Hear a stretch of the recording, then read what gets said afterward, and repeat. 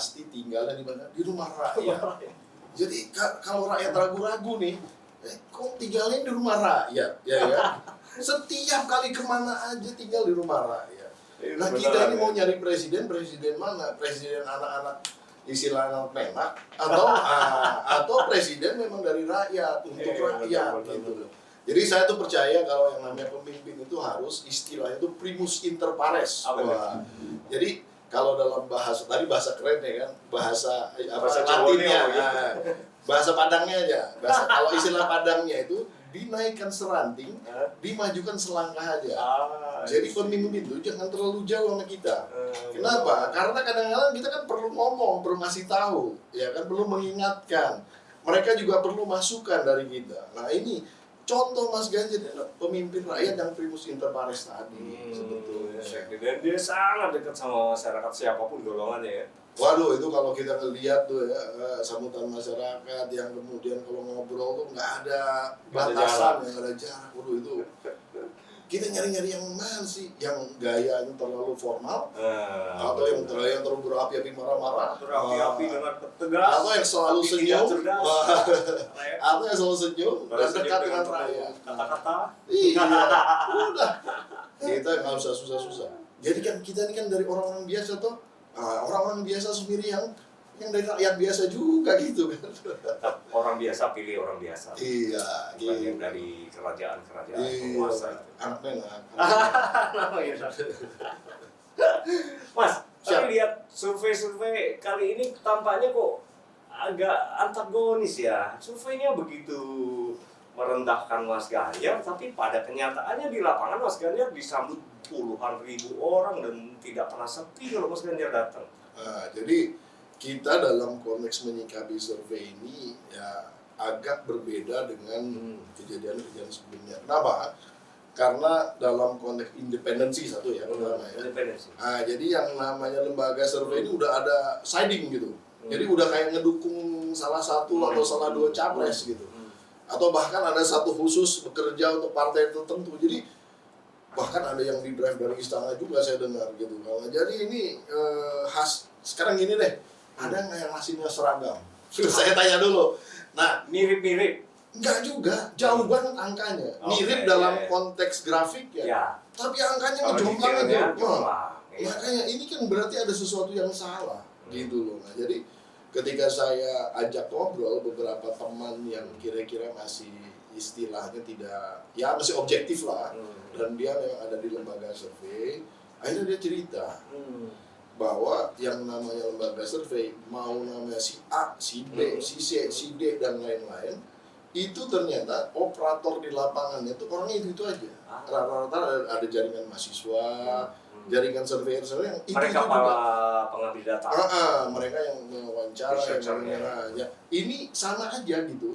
Jadi si lembaga survei ini hanya melaksanakan kira-kira apa sih yang mau ditanyain, ramu, terus kemudian dilempar ke bawah. Nah, ini tuh nggak steril. Orang-orang, mohon maaf nih ya, saya nggak menyalahkan mereka-mereka yang bekerja, namanya orang bekerja dan kemudian ingin mendapatkan pendapatan, mungkin ingin pendapatannya lebih. Nah, jadi kan ketika si lembaga survei itu sampai misalnya Litbang Kompas sekalipun, pakai orang yang sama juga gitu semua. Jadi ketika mereka tiba-tiba melempar yang namanya titik-titik survei, itu kan harusnya dirahasiakan. Ini kan jatuh ke mereka nih, di level mereka ini ada intervensi gitu.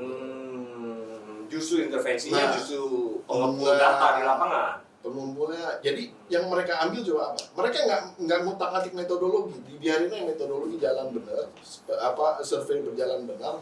Yang terjadi itu kan titik-titik surveinya udah diketahui. Kan cuma 1.200 kan 1.200 kan kecil. Nah, jadi ketika tahu titik-titiknya di mana, dilakukan operasi bagi-bagi sembako, bagi-bagi ini itu. Jadi titik samplingnya sudah dimonitor dulu. Jadi bukan metodologinya. Jadi kalau tiba-tiba si lembaga survei ngotot metodologi saya benar, ya benar. Tapi masalahnya coba lihat apa yang terjadi di lapangan. Uji samplingnya itu. Iya, data yang didatanya sudah dikondisikan lah gitu istilahnya. Ya kalau kayak begitu ya, kalau kita memiliki narasi ilmiah begitu ya, ya batal, sebenarnya datanya udah diatur di rig gitu dalam bahasa Inggrisnya gitu. Ya udah, kalau datanya udah di rig, makanya kan hasil tiba-tiba beda-beda satu daerah yang lain. Dan margin errornya makin bertambah sekarang kayaknya. Margin of error karena 1.200 ya 2, sekian sih. Tapi itu nggak jadi isu. Tapi kalau kita kemudian melakukan yang namanya tadi penyeragaman data itu tadi, misalnya dari lembaga ini kita coba ambil angka-angkanya, terus saya coba melakukan semacam istilahnya tuh saya berusaha ngambil nilai standar deviasinya. Jadi ini bentuknya jadi aneh banget gitu. Jadi ini standar deviasi bukannya mengerucut gitu, tapi malah terdeviasi lebih jauh gitu loh. Jadi artinya apa? Kita nggak bicara margin of error, karena margin of error itu berbicara methodological error. Tapi kita berbicara akurasi dalam konteks sebaran data kan. Kalau sebaran data ini kalau tidak ada konsistensi, artinya deviasinya tinggi. Maksudnya begini, bisa dipercaya nggak nih survei kan gitu kira-kira kan. Nah, jadi ya kalau saya dalam kondisi seperti ini, nah terakhir kita ada teman yang memang mengerjakan juga survei untuk kita juga internal, dan kemudian dia cerita, ya pokoknya titiknya yang susah itu menjaga si teman-teman lapangan ini nggak ngebocorin gitu. Itu. Ya kalau bagi-bagi 1.200 sembako mah sebenarnya sih nggak mahal-mahal banget juga kan. Di 1.200 titik mah buat kelas-kelasnya yang punya duit triliunan mah ringan-ringan aja itu gitu. Tapi jadi kayak senjata kan seolah-olah. Dan kenapa kemudian yang dihajar ini justru malah nomor 3. Jadi yang kelihatannya ngedrop gitu kan, cucu Mas Ganjar. Oh ini ada reasoning khusus nih, kenapa nomor 3 diajar? Iya dong, logikanya begini.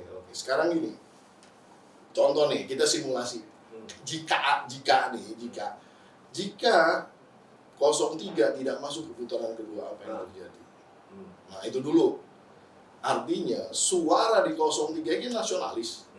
Kira-kira dekatan kemana? Ke 01 apa ke 02? Gitu kira-kira gitu. Nah itu yang dihantam dulu.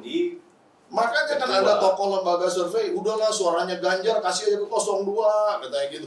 Orang lembaga survei ngomong begitu kan udah pada gila gue bilang gitu. Iya. Kalau dia bukan orang lembaga survei, mungkin wajar-wajar aja kalau dia orang kampanye, orang politik gitu ya, nggak ada masalah. Tapi orang lembaga survei udah yang 03 percuma lah kalian lah katanya.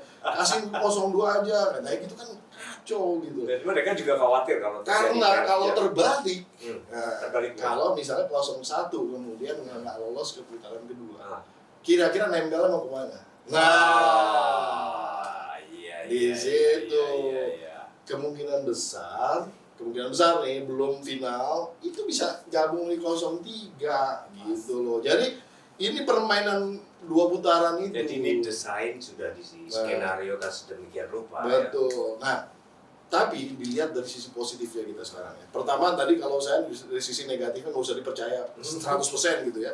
Tapi dilihat dari sisi positifnya, hampir sekarang setiap lembaga survei yang konon kabarnya dibiayai dari sono, itu sudah mengatakan 2 putaran. Artinya dengan cara curang aja mereka itu pentok di situ gitu kan.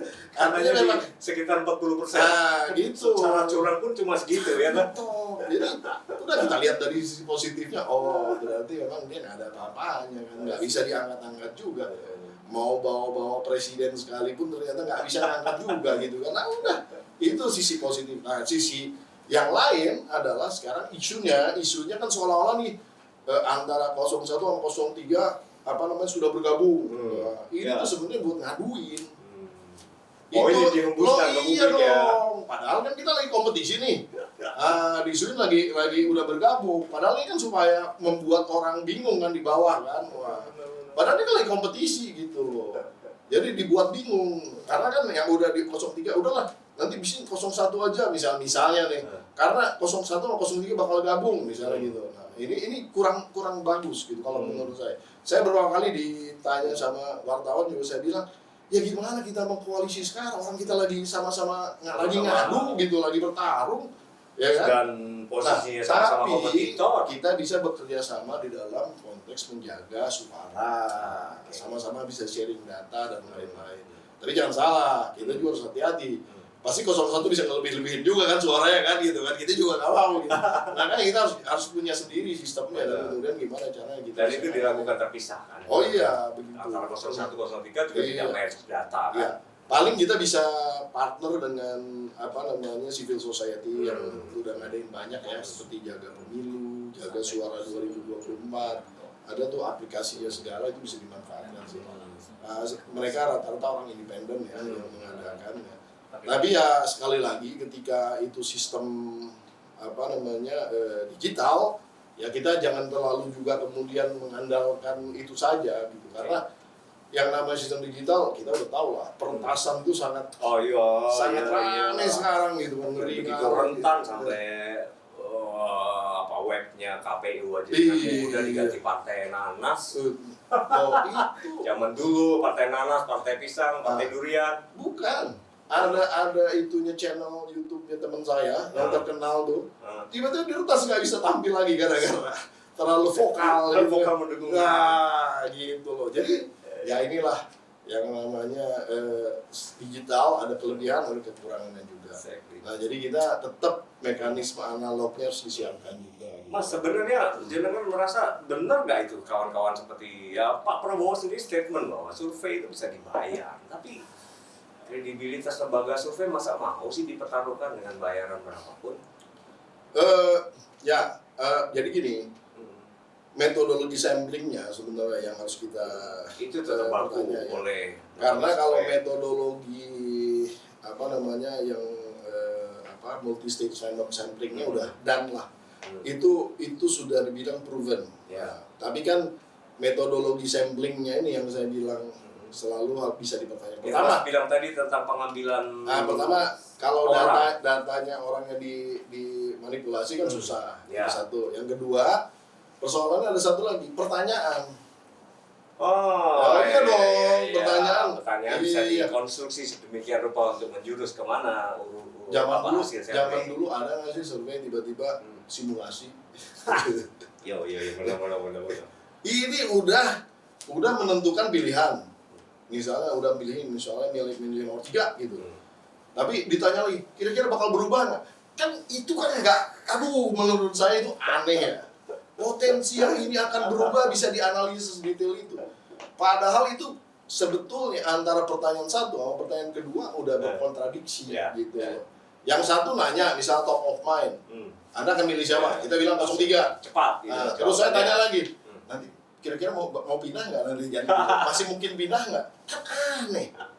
Kan aneh sekali gitu kan. Nah, artinya udah berkontradiksi. Nah, model-model seperti inilah yang menurut saya seharusnya di dalam konteks survei itu ejek aja gitu.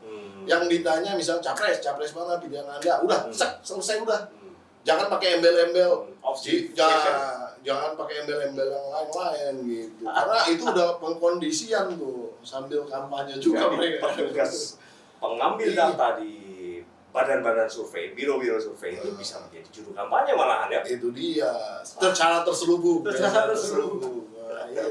Nah, tentunya dengan modal ataupun backup finance dari seseorang yang punya kepentingan, pertanyaan itu kan kira-kira bisa diselipkan sesuai dengan keinginan mereka kan, gitu. Exactly. Semua tergantung desainnya. Iya, jadi lucu sekali lah sekarang. Saya kalau ngelihat hasil survei yang ditampilkan itu ya, walaupun kelihatannya keren, kelihatannya bagus, saya bilang lama-lama ini udah nggak saintifik saya pikir gitu ya.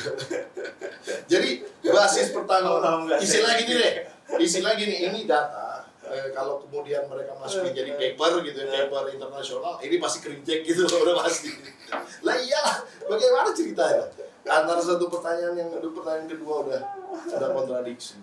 Itu saling mendekonstruksi. Kan kita nih ingin mendapatkan persepsi direct. Jadi sebetulnya top of mind itu menjadi yang paling referensi. Ya seperti kita sampling produk-produk komersil ya. Iya.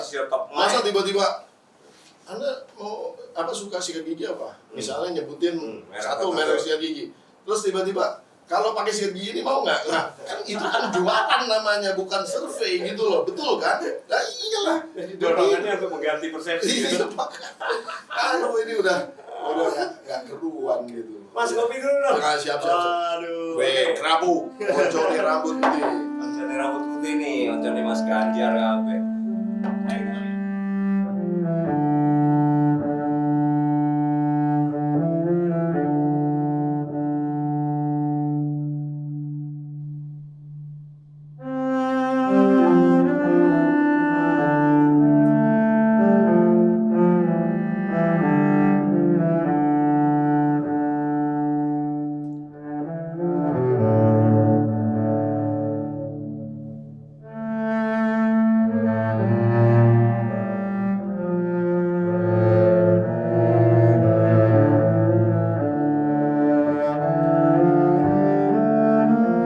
Mas, yang menarik kan di dalam beberapa lembaga survei, ada 5-6 lembaga survei yang selalu memunculkan data update setelah debat.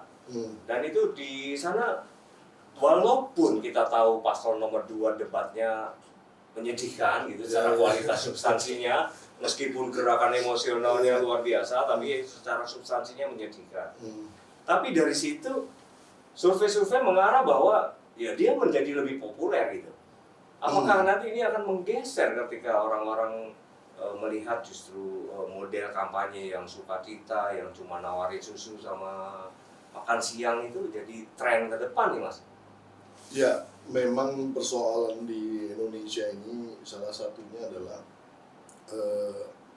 ya penduduk kita masih pada basis like or dislike, suka atau tidak suka. Itu dia. Jadi belum pada tatanan berusaha memahami lebih jauh pemikiran-pemikiran. Ya nggak semuanya, ya. Sebagian ya kalau kita lihat normal distribusi gitu ya begitu.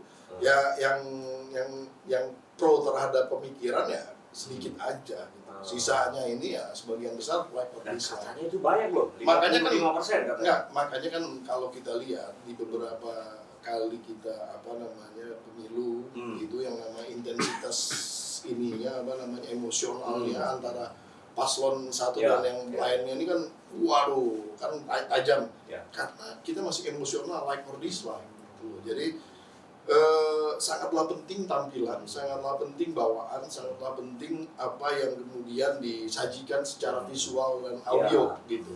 Jadi kalau visualnya bagus tapi audionya maksudnya narasinya nggak lancar gitu, ragu-ragu atau agak sedikit marah itu beda gitu.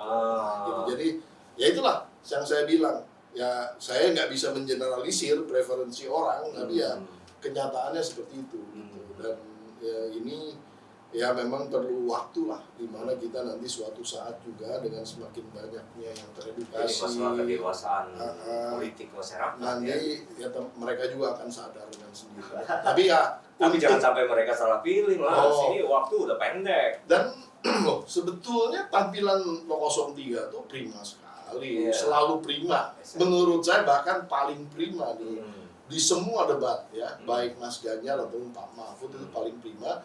Dan kedua visualnya juga bagus. Secara tampilan kan makanya pakai baju, kadang-kadang pakai baju yang menarik, beda sendiri. Jaket bomber, keren banget.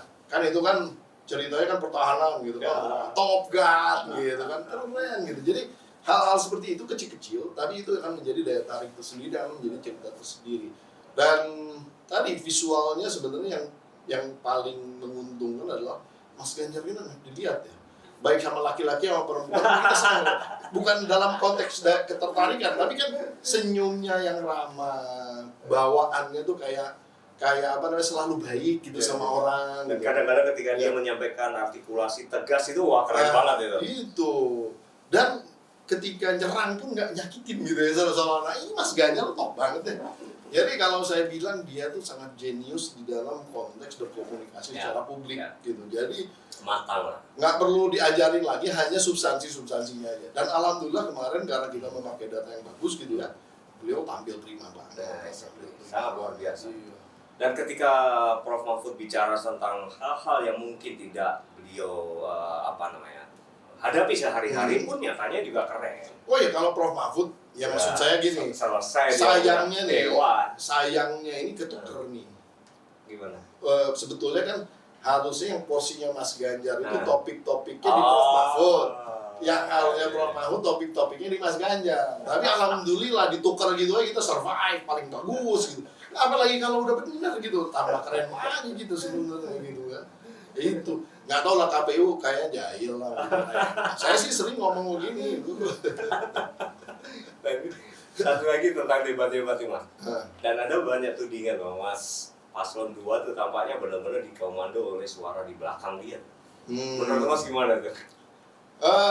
Saya nggak mau nuduh lah. Tapi ya kalau dilihat dalam Ini medsos tersebar luas itu bagaimana Iya. tiba-tiba dia mengganti dengan jaket yang kerah tinggi sehingga tersembunyilah sebuah alat yang diduga apa namanya speaker kecil gitu, yang bisa mengantar melalui tulang. Ya. Tapi KPU juga menjadi pembelanya di sana. Dia bilang itu alat obat, alat untuk merawat leher. Jadi kalau dilihat dalam konteks itu kan ya di mana-mana juga orang. Jadi tudingan sih. Orang kalau kita ujian itu ada yang nyontek kan. Ada yang ketahuan, ada yang enggak. Nah ini entah KPU-nya pura-pura nggak tahu. Entah pura-pura nggak tahu. Ya kalau saya sih udahlah. Apa yang udah jalan-jalan. Tapi yang paling penting adalah hal-hal yang disampaikan Mas Ganjar dan Prof Mahfud secara substansial itu. Ya, Pertama menunjukkan mereka itu adalah tadi ya presidennya rakyat gitu kan, satu. Yang kedua mereka negarawan yang luar biasa karena tidak kemudian emosional di dalam konteks di panggung, kemudian juga tidak selalu menggunakan etika ketika bertanya walaupun tajam gitu. Dan yang paling penting lagi adalah substansinya itu benar-benar di dalam konteks menjaga yang namanya NKRI. Betul. Bayangkan ya, nggak ada satu calon pun yang berbicara tentang bagaimana pertahanan di laut. Hanya seorang Ganjar Pranowo tuh yang bicara pertahanan dengan konsep garda samudranya itu, Coast Guard. Kan berkali-kali tuh orang kan, dan itu luar biasa dahsyat gitu kan. Mas Prabowo aja nggak ngomong tuh. Padahal kan berapa pentingnya laut kita kan. Katanya dimalingin, bukan katanya kan dimalingin ikannya dulu. Katanya kekayaan laut kita banyak nggak dimanfaatkan. Nah ini kalau dijaga aja enggak gimana memanfaatkan kita kan kira-kira gitu. Nah konsep yang paling penting Mas Ganjar.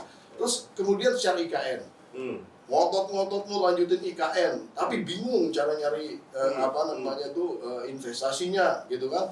Terus yang kedua di dalam konteks pertahanan Mas Prabowo sama sekali nggak ngomong tentang yang namanya pertahanan di IKN. Hanya Ganjar yang ngomong. Mas Ganjar jelas bahwa IKN itu harus menjadi yang namanya gravitasi pertahanan dan keamanan. Wah, itu keren banget. Loh, sekarang kalau seharusnya kita berharap itu Mas Prabowo. Karena dia dong. Nah sekarang kalau ibu kota masa depan, kemudian nggak dipikirin pertahanan gimana?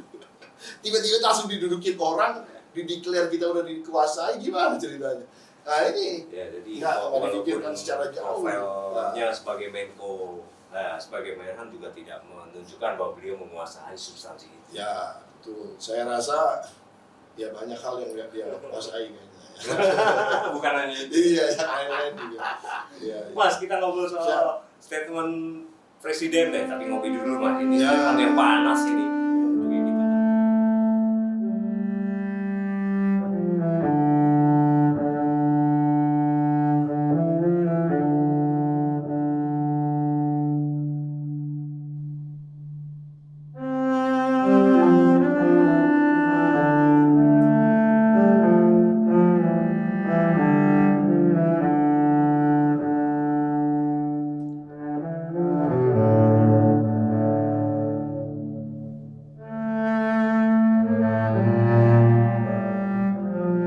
Mas, ngopinya Irung Lampung ini.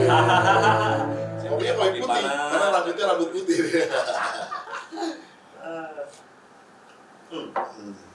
Kan ada isu yang seru nih sejak tadi pagi tuh.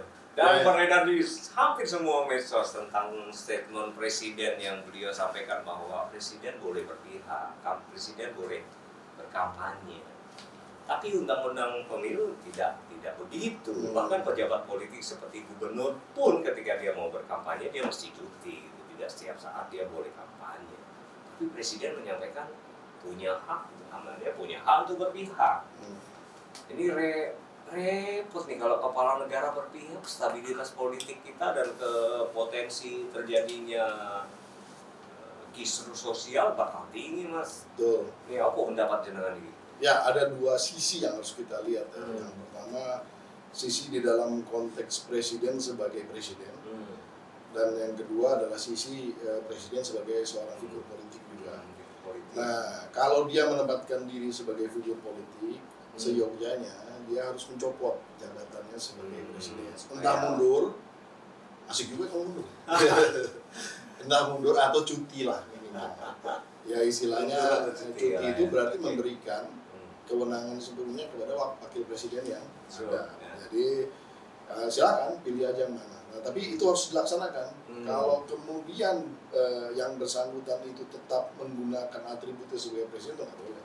Karena apa? Karena pada saat seseorang itu menjadi presiden, dia nggak bisa kemudian mendeklar dirinya sebagai orang politik, tapi dia udah jadi negarawan yang harus mengayomi semuanya. Karena apa? Karena paslon nomor 1 bayar pajak, paslon nomor 2 bayar pajak, paslon nomor 3 juga bayar pajak. Artinya presiden ini dibayar sama semuanya, gitu kan? Artinya begitu. Sama pendukung-pendukungnya juga bayar pajak semua kan. Nah, jadi disitulah basis kenegarawanan seseorang akan diuji. Nah, artinya apa? Porsinya seyogyanya ketika kemudian melaksanakan istilah keberpihakan tadi tidak dilakukan secara vulgar, jadi harus secara diskret. Ya pada momen-momen tertentu, misalnya ada kampanye akbar, boleh-boleh saja. Tapi momennya cuti dan momennya biasanya nggak terus-terusan, nggak tiap hari kampanye gitu loh, bahaya nanti kalau kayak gitu. Kemarin beliau ke Banten acara ya ini yang kita kritisi. Iya. Yang ini sebelah-sebelahnya spanduknya anaknya. Nah itulah, ini juga kemudian kalau kemudian menggunakan basis-basis katakanlah kegiatan-kegiatan kenegaraan dan kemudian pemerintahan untuk mendorong atau mengkondisikan kepada ini juga nggak benar. Nah, saya melihatnya begini, ini memang karena bukan apa-apa, karena memang ini figur yang dia dukung juga nggak ngangkat-ngangkat kayaknya. Jadi dia juga udah bingung, Pak, saya udah usaha keras, Pak, saya udah jogging sana sini gitu, Pak, gitu kan. Betul kan? Saya udah upaya sana sini, udah bayar konsultan luar negeri sana mahal. Tapi gue nggak naik-naik, Pak. Bapak turun tangan lah, Pak, kayak gitu kayak. Jadi ini adalah bentuk daripada kepanikan di dalam hal itu, dan ya buat kita lihat positifnya. Tapi bukan berarti kita nggak kritisi, ini harus kita kritisi terus. Harus dong. Gitu ya. Karena ya bagaimanapun juga yang dipakai tadi uang rakyat itu uang daripada taxpayers, pembayar pajak. Semua pada bayar pajak. Nah ini yang harus jadi diperjelas lah ya. Dan seyogyanya juga presiden sangat-sangat tidak etis ya ngomong seperti itu untuk mengklarifikasi, sebenarnya nggak perlu. Karena untuk apa? Wong dia itu didukung oleh partai yang sebetulnya awalnya gitu ya, itu kan bukan yang mau didukung sekarang. Jadi gimana coba? Ini kan lucu gitu di mana-mana. Jadi kita tuh butuh pemimpin-pemimpinnya yang tidak lupa pada asal-muasal mereka, tidak lupa dengan orang-orang yang sudah berjasa dengan mereka. Kita lihat Prof. Mahfud buat statement apa setelah debat kemarin. Ucapan terima kasih kepada Pak Jokowi karena telah mempercayai beliau menjadi Menko Polhukam. Betul. Kita perlu ya figur-figur yang seperti ini, yang nggak lupa gitu. Walaupun Pak Jokowi ada di dalam konteks ini berbeda, ya kan, dukungan, tapi dia tetap ucapkan terima kasih secara benar. Gitu, ya. Dan itu dilakukan di press conference, luar biasa itu. Dan itu namanya sangat-sangat bukan hanya dalam konteks negarawan, elegan dan juga jantan gitu loh, ya kan? Kan banyak kelakuan-kelakuan yang lain-lain. Misalnya 01 ninggalin 02 gitu kan. 02 ngambil presiden untuk ikutan dia gitu kan, tanpa terima kasih kepada pendukungnya. Bagaimana negarawan-negarawan berlaku seperti itu? Nggak mungkin. Negarawan berlakunya seperti Ganjar Mahfud. begitu. Jadi kalau basis-basis yang sesimpel itu aja sudah dilupakan, saya nggak yakin ada orang-orang yang bisa memimpin negara ini dengan baik. Dan karakter selain pemimpin rakyat tadi, presiden rakyat gitu, yang pro rakyat, dekat dengan rakyat, mudah disentuh oleh rakyat, tapi juga dia memahami basis menjadi negarawan itu seperti itu. Betul. Ya memang kalau jadi negarawan kadang-kadang ya nggak mesti kemudian populer ya. Contoh lah, yang namanya negarawan yang kita kenal paling negarawan di Indonesia ini siapa? Misalnya contoh Bung Hatta kan. Ya. Bung Hatta kan popularitasnya kalah sama Bung Karno gitu ya. Saya nggak bilang Bung Karno kurang negarawan, enggak ya. Bung Karno juga orang hebat gitu. Tapi maksud saya porsi kenegarawanan itu kadang-kadang juga nggak mesti jadi populer gitu di dalam, bukan mencari popularitas tapi dijaga itu integritas. Ini bicara kayak seperti Pak Ulung. Dijaga integritasnya, dijaga basis-basis nama baik. Iya, itu Mas, keren. Itu artinya menurut saya di dalam konteks ini figur-figur seperti Mas Ganjar dan Prof Mahfud ini atau figur-figur yang memang harus layak kita dukung. Nggak ada lagi deh. Ya kalau yang lain-lain udah deh, saya bisa bacain satu-satu deh. Mau yang mana aja gitu. Yang ini kan keren. Ya, saya ini kalau mau gitu, saya bisa ke tiga-tiganya. Tapi kenapa jatuh hati sama Mas Ganjar gitu kan? Karena ya saya melihat tadi primus inter pares, merakyat, dan kemudian yang saya paling yakinkan itu adalah bahwa mereka ini orang yang amanah dan pasti akan komit terhadap apa yang disampaikan. Bukan yang janji-janji dulu, ntar nanti gimana ntar gitu. Suasananya besok. Karena nggak ngerti lagi. Itu.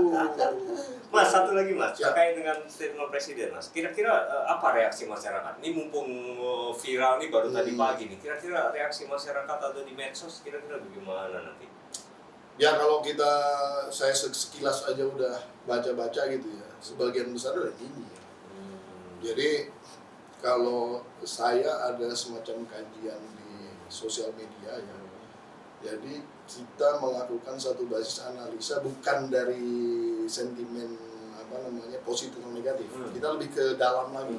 Jadi kita cari yang namanya use case ataupun wording keywords yang benar-benar suka banget sama tidak banget gitu. Jadi antara love and hate gitu, udah lebih ke arah situ. Mas Ganjar yang kan 60% lebih itu bagus sekali, udah menyentuh. Jadi kan kalau di dalam konteks ini tuh misalnya keributannya ya kita bicaranya kan kicauan nggak istilahnya gitu kan, tapi kan dalam konteks sosmed ini sekarang nggak hanya kicauan, udah jadi X soalnya kan, jadi udah nggak ngekicau lagi gitu ya. Tapi sekarang keributannya gitu, nah dalam basis keributan itu yang berwarna itu 60% itu Mas Ganjar sangat disukai gitu.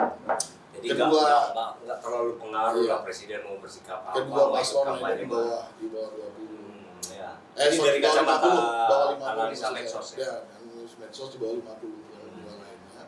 Dan yang tadi catatan yang tadi itu Pak Jokowi itu sangat tidak populer di medsos sekarang. Ya. Jadi kalau ada yang masih cenderung sekarang lebih tidak terlalu apresiasi. Ya artinya kan kalau di survei bilang bahwa kepuasan masyarakat itu tinggi, tapi ternyata ketidaksukaan masyarakat di dalam konteks dia pemimpin ini juga banyak yang tidak suka. Nah ini harusnya disadari gitu. Artinya kevulgaran yang tadi saya sampaikan siogianya harusnya disikapi gitu. Nah ini ciri-ciri kalau saya lihat sih gini ya. Kan kalau orang berpendapat bahwa yang namanya pemimpin itu yang penting tidak korupsi gitu. Tapi sebenarnya ini bagian daripada korupsi. Lo ya dong, orang korup itu kan bukan main duit ya. Nah, orang korup itu corrupted itu kan berarti kalau ada sistem yang corrupted atau kalau ada program yang corrupted itu kan memang udah nggak bisa dirunning gitu kan. Karena memang sudah kecoak gitu, keambil gitu. Nah, artinya kalau seseorang itu udah korup, ya dia menghalalkan segala cara di dalam konteks apapun. Dia mengkorupsi waktu dia bekerja sebagai presiden, Salah sekarang jadi satunya, juru kampanye. Ya, itu bisa disimpulkan. Nah, itu kan yang muncul banyak nyinyiran di medsos kan begitu, dia dijurkam. Dan saya sedihnya begini, Pak Jokowi ini kok nggak inget ya, bahwa dia tuh dulu muncul itu dipilih rakyat di dalam konteks apa? Kan di dalam konteks sederhanaan, pemimpin yang merakyat, kemudian kelihatan pemimpin yang bisa mengayomi dan lain-lain. Tapi ternyata sekarang terbuka semua. Kalau itu sebenarnya kosmetik aja gitu. Kosmetik. Karena sekarang beliau bergeser tampaknya lebih akrab bergaul dengan para oligark yang mendukung Pak Prabowo gitu. Dan di tempat yang banyak kosmetiknya juga. Tidak ada yang genuine gitu. Luar biasa. Ya. Ya Mas, mantap. Udah jam sekian, jenengan harus acara lain. Ya, terima kasih banyak. Thank you banget. Senang saya bisa kesini. Biasa nih, bisa ketemu Mas Mombida. Kerabu. Konco rambut putih. Thank you Mas Mombida sudah memberikan inspirasi yang luar biasa. Kita akan ketemu lagi. Terima kasih, senang sekali. Bahas topik kapan-kapan kita kesini lagi. Siap, terima kasih Mas Mombida. Ya. Terima kasih teman-teman. Kita ketemu lagi. Jangan lupa menangkan Mas Ganjar dan Prof Mahfud, tokoh yang paling pantas memimpin negeri kita. Thank you. Ya.